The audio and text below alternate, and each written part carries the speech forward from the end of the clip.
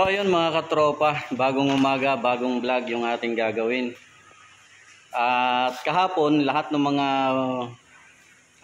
video natin kahapon, lahat yun nabura.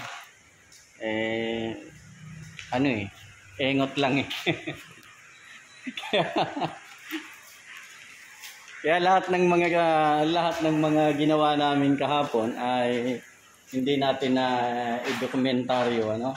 Pero papakita ko sa inyo na itong nilagay namin na kalukuhan na na ceiling ay natapos na natin lahat ng ceiling. Ayan, siyempre ang tumira niyan. Yan. Good morning po sa inyo lahat. Ayan, si Vicente Paclita. Follow po kayo sa kanyang channel, Vicente Paclita. At saka si Joshua. Ayan.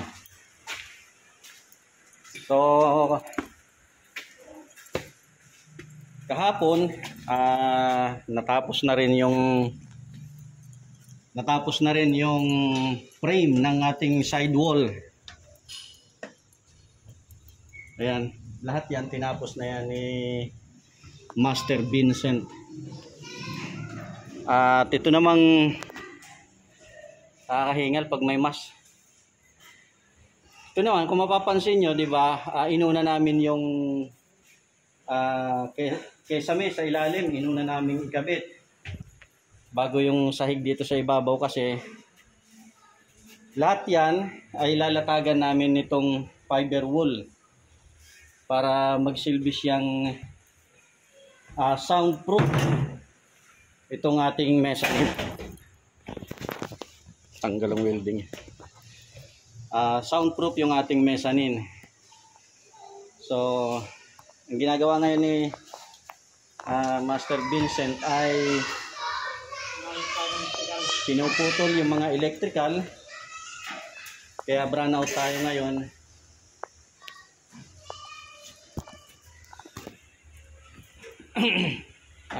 Para mailipat yung mga electrical, mailipat doon sa loob ng kesame. So yun lang yung update natin ng mga natapos natin na trabaho kahapon. At subaybayan nyo kami ngayong araw na ito. So yung mga katropa, ito yung gagamitin natin na fiber wool. At hindi ko alam kung kakasya to, pero hopefully magkasya. At ito si Joshua. Siya yung nagpapakati.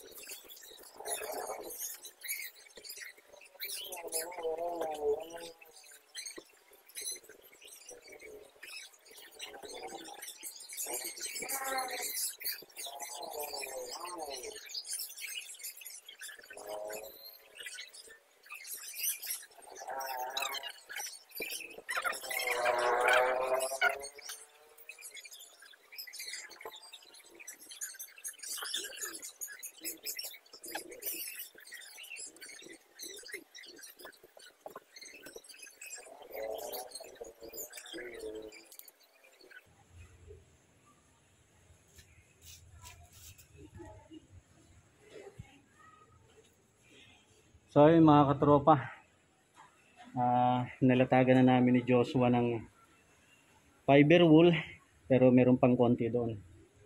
Hindi naman bawal magpahinga eh. Init kasi, tsaka nasa GMA kami pero nakarating kami sa Makati. Makati itong trabaho namin. Ayan, pag nalatagan na natin lahat to, mag-aakyat na kami ng plywood para makapaglapag na kami ng sahig.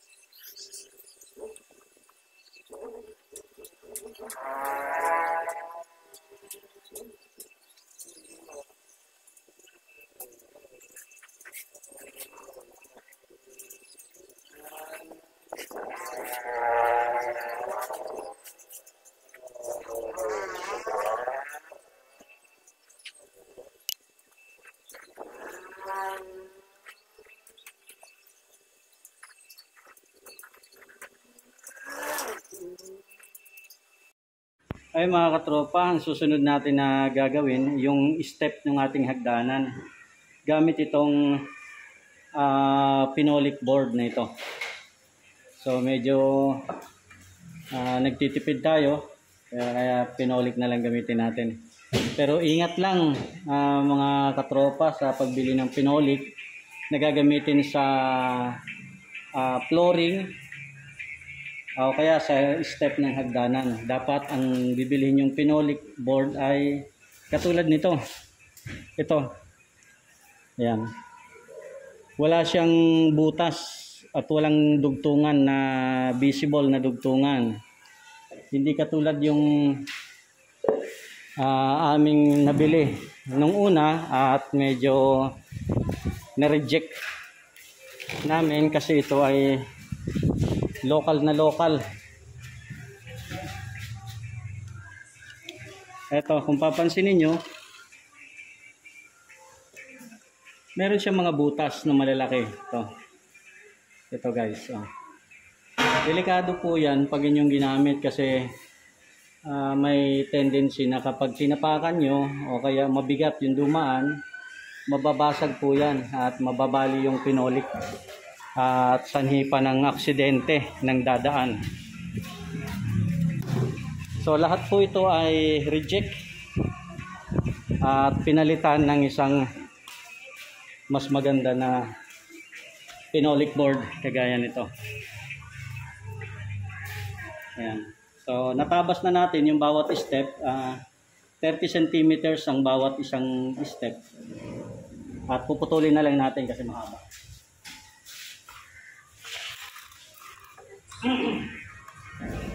Maiksi lang naman yung puputulin natin, hindi na po tayo gagamit ng guide, baka magtaka kayo kasi circular ang gamit ko tapos wala akong guide. Maiksi lang kasi, kaya pwede na.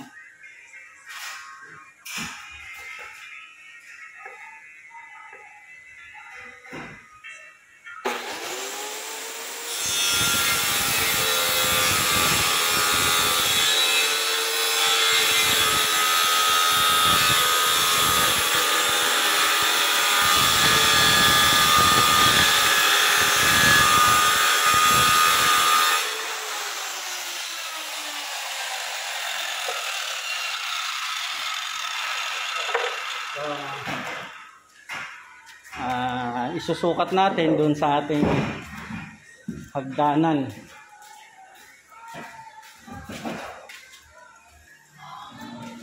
Okay. Yung ating hagdanan, ginawa. Ito yung ating phenolic board na gagawin step.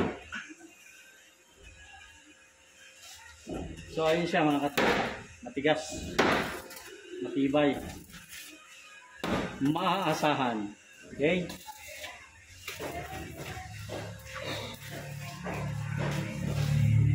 Five more to go.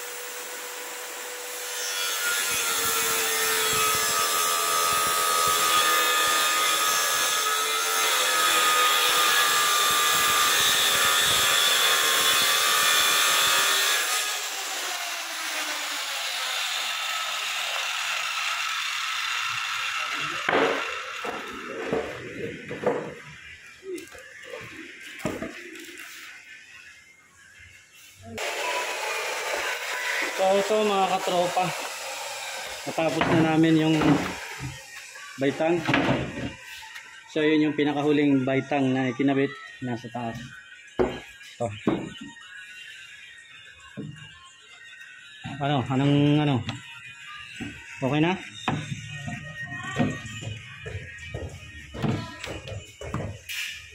Okay. Okay.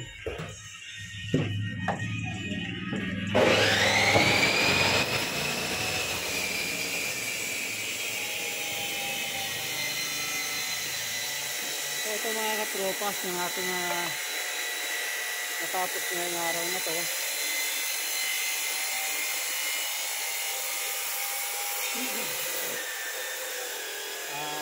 Nagatasan natin ng spider wool. No? Nagkaroon ng problema yung ating phenolic board na binili nung nakaraan. At ngayon ay pinapalitan natin at pinalitan naman. No? Kaya thank you very much din sa hardware na pinagbilhan dahil hindi sila nagdalawang isip na palitan yung ating phenolic board. At ngayon, ito naman yung tinapos ni Master Vincent kanina. Yung electrical natin ay inilipat niya dun sa loob ng kesame. At pagkatapos, ginawa niya ng division. Ito, yung para sa wall ng tabi ng hagdanan. At ito siya ngayon, lahat. Okay, ito yung pinaka-opening natin pababa sa hagdanan. At maglalagay tayo rito ng pintuan. Ito na ngayon yung ating nilagyan ng phenolic board na step ng ating hagdanan. So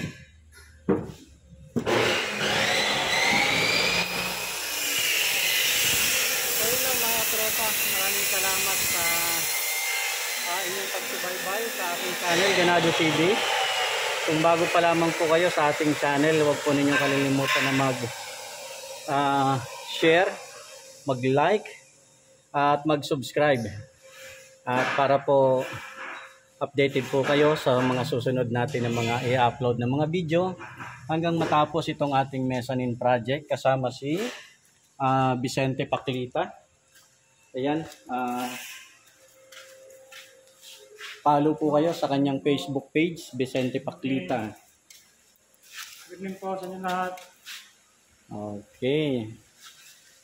So yun lang mga katropa. Thank you very much again and see you on my next vlog.